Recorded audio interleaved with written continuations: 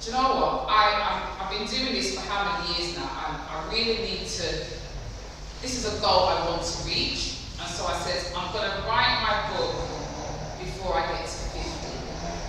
And I just thought, now how am I going to write this book, because I keep stopping and starting. So what I did was I started purchasing books and reading blogs about writing. So it took me 30 odd years to, it was like, okay, a light bulb moment. And I finally realised why I wasn't finishing these books. And I realised that I am actually a plotter, not a pantser. So there's apparently two types of writers. There's writers that they have the seed, the idea, and they just start typing or writing. And there's writers that need to plan and plot and do their research. And that's the type of writer I was. And it opened, once I knew I had a framework for plotting, it kind of opened the floodgates for me. Because what I did was I started with short stories, plotted them out, planning them out, and I got from the beginning to the end in a more structured way and in a more self-aware way. So then I had to think about, okay, so I want to write romance.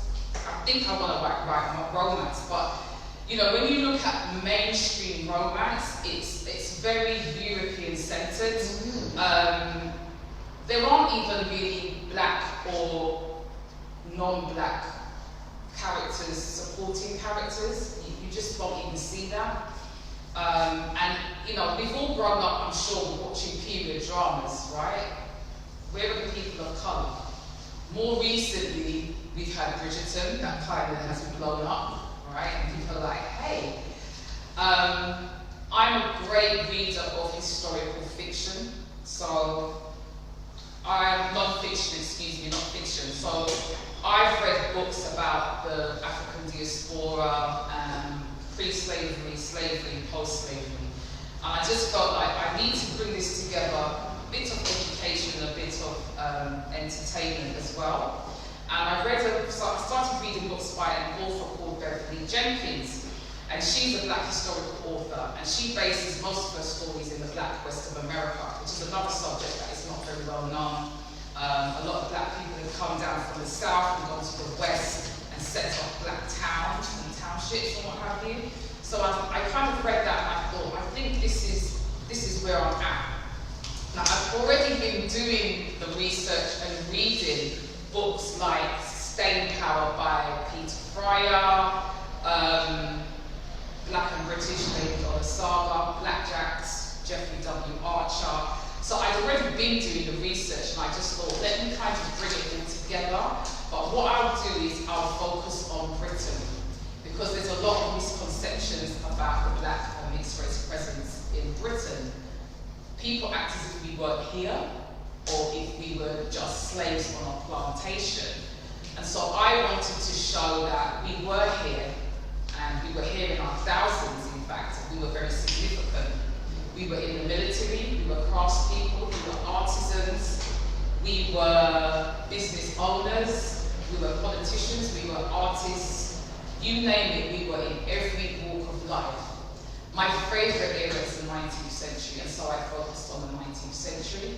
And I wanted to just show how we were able to connect in England, in particular London, from different parts of the diaspora. So whether it was Africans, whether it was Americans, whether it was Caribbeans, coming to London within a growing empire. So for different reasons, we would come to London.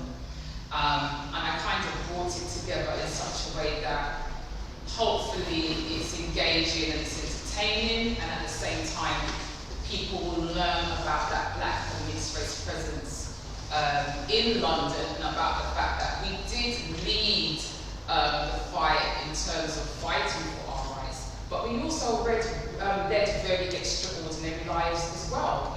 We led significant lives during those eras. And that's really how I came to this point in terms of writing the book. And so I'd like to just read the synopsis. I'm going to read it from my phone because I have a visual impediment and I need big words. Okay, so a modern love story opens the door to a long ago love and a shared history. It is 1880. Celia Robinson is a financially independent young black woman living in her adopted family's London townhouse for the season. Celia and her childhood friend Edward Langdon have recently fallen in love, but have kept it a secret from Ed's grandmother, Lady Benwick, who is also Celia's guardian. Although they have always existed, relationships between different classes and races are often disapproved of across all levels of society. Ed believes love can overcome anything. However, despite Celia's comfortable middle-class upbringing, she is doubtful and procrastinates over accepting his secret marriage proposal. Fate soon intervenes when old flame Nathan, the son of a wealthy Sierra Leone merchant, returns to London from New York. Celia is conflicted as dormant feelings are stirred up. Meanwhile, Lady Benwick and Ed are hiding deeply disturbing moral and financial predicaments from Celia in order to protect their family's aristocratic legacy. Little do the couple realise the intricate web of manipulation Lady Benwick is weaving behind the scenes.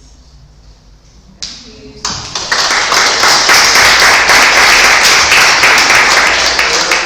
Any questions at all? Lady, How long did it take you to write your book? So I would say from the research point to publication, I published it at the end of July. It was 5 years.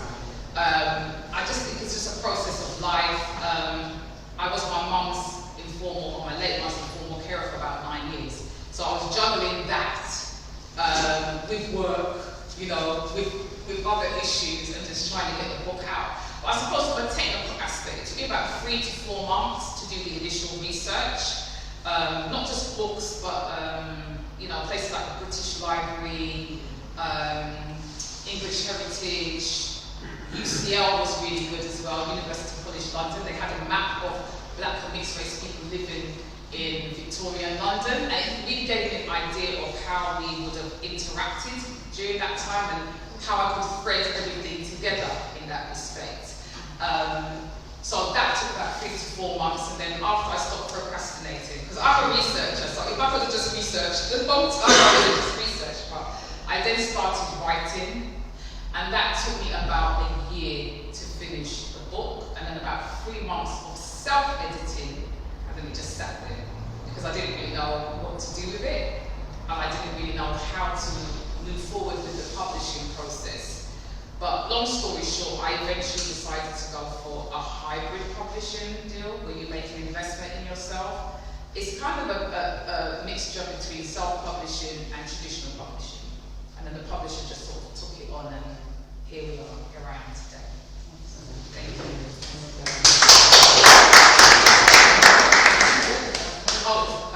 Dennis and then Miss Lady. Yeah. How did you discover what type of writer you are? How was that?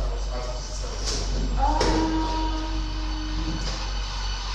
I did read a lot of advice about writing, but I think you have to, especially fiction.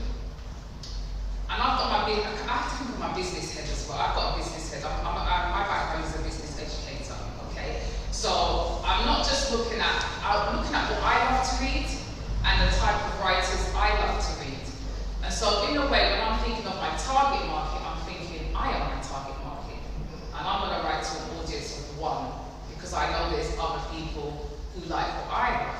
Do you know what I mean? So I read really popular writers. And so that's how I kind of hone my style. I just kept in my mind, what do you like about other writers in the way that